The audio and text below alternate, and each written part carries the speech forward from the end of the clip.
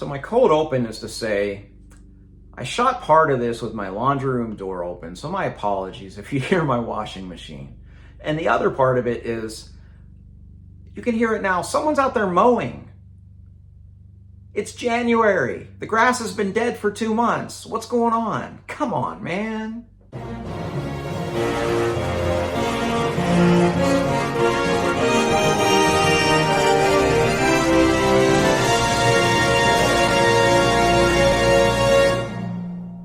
Hello everyone and welcome to my December book roundup. I'm going to share with you short reviews and ratings for the 9 books that I read this month. As I do read in several genres, I will put chapters below so that if there's certain genres that you want to skip or certain genres you want to skip to, you can do so. Just make sure you stop by and check out that book of the month, because not only was it the best book of December, but it was one of the best books that I read in all of 2022. So I'm going to start with a book that is kind of hard to classify. This is Outlander by Diana Gabaldon. I'm going to call it historical fiction because that's the bulk of what this book is. You could call it an historical fantasy, you could call it an historical romance, you could probably just call it a romance. There's a lot of ways you can classify it, but I would call it mostly historical fiction because it's set primarily in Scotland in the 1700s. And the reason it's also a fantasy is because the way that the main character gets to Scotland in the 1700s is through this fairy ring that acts as a time portal. So there is a fantastical element. This was a hit and miss for me. There are some things I really liked about it and some things I didn't like. Let me talk about one of the things I liked a lot, and that is just Gabaldon's writing style. I was gripped right away with just the way that she told this story. I really like her prose. One thing I really like about her writing style is how she is an author who knows how to balance dialogue where you're getting the exact transcription of the conversation versus just sometimes giving you a chapter summarizing a conversation. There are some great authors that I love that don't know how to do that, and it often, in a long conversation, reads like you're reading a stage play. So I really appreciated that about Gabaldon. The other thing that she did really well in this book is I felt that she made Scotland circa 1740-ish just come alive. Her descriptions and the way that she just described the world, the setting was established as well as anybody that I've read in a long time. So as a writer, I'm really impressed with this author. The things I didn't like about this book, I didn't like the heavy romance part of this book. I felt the two characters that got together at times it seemed like an abusive relationship, or at least part of one. And halfway through the book, I kind of hated both characters for a while. Now, it did bounce back, and the last third of the book was pretty good storytelling. But the end itself was kind of lackluster. So both of those things I didn't love about this book. I will say, though, that there's enough here that I will at least pick up the next one in the series. Not anytime soon, I'm not in a hurry to do so, but I did give Outlander by Diana Gabaldon 3 out of 5. Next up, I'm going to talk about a crime thriller by Lee Child called Persuader. Now, I almost abandoned the Jack Reacher series a little bit ago. The first book, The Killing Floor, is awesome. Fantastic crime thriller. Then the next 4 were just kind of okay. Die Trying was the 6th one, fantastic, and Persuader is a very good one as well. One thing I will say, though, with this Jack Reacher installment, and you don't have to read them in order, you can just pick and choose because they're all self-contained, at least through the first 7. Do not read the back flap. There's a really cool reveal in the beginning of this book that would be ruined if you looked at the back. Now, I have, as a rule, ever since I read these Robin Hobb books, and one of the back flaps told a plot point that wasn't until 80% into the book, I've stopped reading those. Even in the bookstore, when I go to the bookstore, most of the time, if I know it's a book I already know that I want to buy, I don't even read that part of it because it seems like it's just full of spoilers. So don't do that, because there's a really cool reveal earlier in this book. This is one of those great crime thrillers that builds and builds and builds until the end. There's just a misstep, I think, in the plotting part of this book from Lee Child.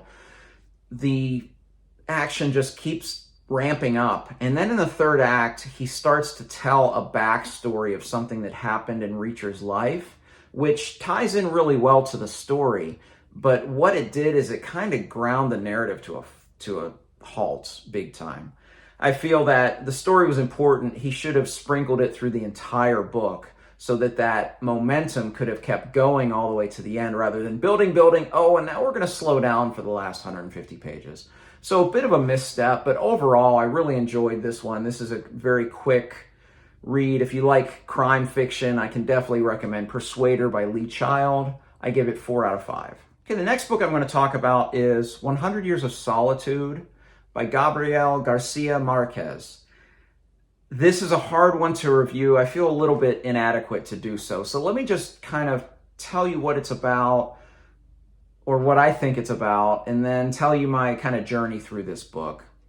So this tells of 100 years following a family in a small town somewhere in South America. I was unclear on what country this was in. It might have been laid out early, or maybe I just missed it, but it's somewhere in South America, and it follows this family, and it follows 4 or 5 different generations of this family. And you see their successes and their triumphs, you see their failures, their missteps, their mistakes. And it's a very compelling read at times. It's a very dense read at times. And actually, the density isn't a problem. One mistake I made in reading this book is I read this book when I didn't have time to really devote to this book. This is the kind of book that when I was fully immersed, when I was doing those long reading sessions, and I could totally immerse myself in the book, that's when I really enjoyed it. So I made the mistake of reading this book when I had some work-related things that were a bit stressful and a bit busy. And I was also reading this side by side with another book. So when I reread this, more on that in a minute, I'll make sure that I have time to devote just to this book so I can get wholly immersed. Because when I was reading 50, 60, 70 pages at a time, I loved it. When I had the 20, 30 page sections and I didn't read for 2 days, I came back and I was confused. One of the things that's confusing about this book is the names. I think there are 5 characters named Jose in this family. I think there are 4 Arcadios. There are at least 4 Aurelianos.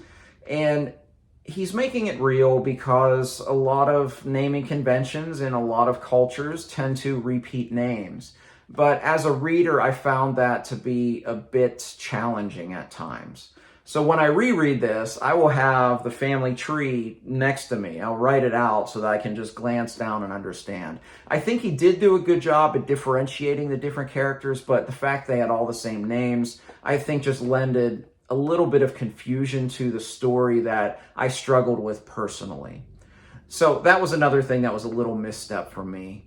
But what I liked about this, what I think this is about, and I don't know if I'm right on this, maybe on a reread I'll have a better idea, but I think what this is trying to show is how cyclical or circular mistakes happen in families, because you saw generationally a lot of the same kinds of things happening to this family throughout these 100 years in this story.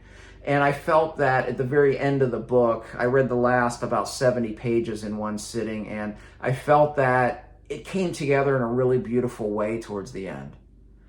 So I love this book, even if I know that I didn't quite understand all of it, because I did love when I had those moments where I was totally immersed in the story. Now, I mentioned a reread. This is the first book in my lifetime that when I finished the book, before I even thought about a rating, before I thought about a review, before I did any of that, I opened up I have a spreadsheet for my TBR, and I have a separate tab for books I want to reread. I added it to that reread tab before I even thought about what I thought about this book, because I do want to reread this book at some point soon.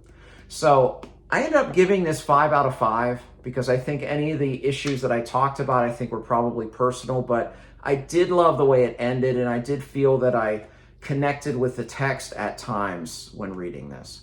So I would love to hear your thoughts on this book if you've read this book. I'd love to hear whether I got some of that right or not, and just what you overall thought about this book. But 100 Years of Solitude by Garcia Marquez. I gave a 5 out of 5. All right, up next, 2 audiobooks, which is a record for me to finish 2 audiobooks in 1 month. I average an audiobook about every 3 months, I think. Well, I had a 16-hour drive because of a flight cancellation, so I knocked out a second audiobook this month. Both of these audiobooks I can talk about at the same time because they are both in the Star Wars universe. I really love these Star Wars audiobooks because they have sound effects, they have really great music, they have the John Williams soundtrack playing at times, and it just adds a lot to it, makes it a really fun listen. So the first one that I listened to and finished this month was A New Dawn by John Jackson Miller. This is a prequel of sorts to the Rebels, Star Wars Rebels animated show. And I did enjoy that show, and I actually read this book several years ago before I watched that show. But I wanted to listen to it or read it again now that I knew some of the characters from that show. So I'm glad I did because it had great backstory, especially of Hera and Kanan, and I really enjoyed it. I thought it was very well written, had a very good story, and I gave it a 4 out of 5. The other Star Wars audiobook that I listened to this month was Star Wars Episode 1, The Phantom Menace by Terry Brooks. Don't click ahead, let me talk about this. So I have a friend who loves everything Star Wars, and when I started reading the Star Wars novels, I asked him, are the movie novelizations worth my time? And he said the prequels are, because the prequel movies, they hired established authors, big name authors, to novelize the movies. And in addition to just fleshing out a lot more from a character standpoint, they added scenes and they just added a lot more depth. And in episode 1, we have Terry Brooks of Sword of Shannara fame, who did this admirably. I felt characterization in particular was very, very strong, especially Qui-Gon Jinn. We got a lot of him, a lot more depth from him, and there were a lot of added scenes. I don't know if these were scenes that were cut out of the theatrical production of the movie, or if these are scenes that Brooks added, or maybe a little bit of both, but I thought it added quite a bit to the story. However, there are 2 aspects of this story that Brooks couldn't overcome, and that was the fact that this big grand Star Wars thing is generated by taxation of trade routes. One of the most least compelling, is that a way to say things? I don't know. One of the least compelling political ideas I could think about to kick off a war. So he had to overcome that. Additionally, midichlorians, such a ham-handed way. George, the Force works better as a soft magic system than a hard magic system. But overall, I did enjoy the book. I thought it was very well written. I mean, Terry Brooks knows what he's doing because of the depth of the character, and overall, I gave this one a 4 out of 5 as well. All right, on to 3 works of science fiction that I read this month, starting with The Last Shadow by Orson Scott Card. I did a full review. I'm not going to link it up there because I can summarize it in about 3 sentences. The first thing I can say about The Last Shadow is that Card did what he tried to do, or what he set out to do with this book, and that is to enfold the Ender Quartet with the Ender Shadow series. He did that very, very well. However, this is without a doubt the most lackluster conclusion to any book series I've ever read. I got to the end and kind of went, huh. And that was it. So this is not a high rating for me. One video I am going to link up here, however. I did a video in December on my Ender Saga reading advice, because despite this being 2 out of 5 and some other ones being pretty low, there's a lot of really good in those Ender books. So check out that video. You can see a couple reading orders and then my personal reading advice for the Ender Saga. But The Last Shadow by Orson Scott Card, 2 out of 5. Next work of science fiction I'm going to talk about is from this omnibus by Joe Haldeman. The book that I read is the second one in this bind up, and that is Forever Free, which is the sequel to The Forever War, which I read in November. And I love The Forever War. It's probably a top 10 work of science fiction. Stay tuned next year. I'm going to make a video about that. But Forever Free is a peculiar book because for 2/3 of the book, he told one story, and then it turned on a dime and he told a different story. I liked both stories, but I don't know how they really fit together, if they fit together. And I almost feel like the author just wrote, and he got to a point and he didn't know how to end it. And then he threw this totally different idea, which is still a compelling idea, and he finished it that way. So it's a very odd book. I still enjoyed it though. I gave Forever Free 3.5 out of 5. I'll be reading the final installment in this omnibus, Forever Peace, sometime this month. And the last work of science fiction that I read this month was Slaughterhouse-Five by Kurt Vonnegut. I did a Twitter post and I called him Ken. How did I do that? So I had a little bit of trouble with this at first because of the writing style. In this book, Vonnegut writes super short, choppy sentences, short paragraphs, short chapters, sometimes like 2 or 3 pages. And it was jarring. And I realized leading up to this, I'd been reading a lot of works that were a lot more dense chapters, long sentences, not necessarily purple prose, but quite a bit of flowery or more descriptive type of writing. It's almost like I'd been listening to classical orchestral music for months, and then all of a sudden I put on some jazz and was just kind of shocked by it.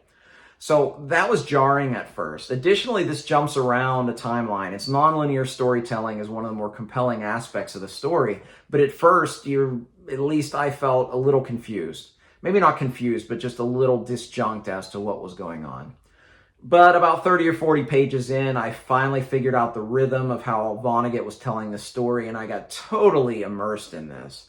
I really love this book. This was a really great read. The ending was fantastic. The middle of this book, or the bulk of this book, not necessarily the middle, is dealing with the main character being in World War II during the Allied bombing of Dresden. And it tells that story, but it bounces around in time, and I really enjoyed it. It's a fantastically written story. It's one I definitely will reread. I mean, it's short. It's a very quick read. But if you haven't read Slaughterhouse-Five, just go in knowing it's a little different kind of a tale, but I really, really enjoyed it. I gave Slaughterhouse-Five a 4.5 out of 5.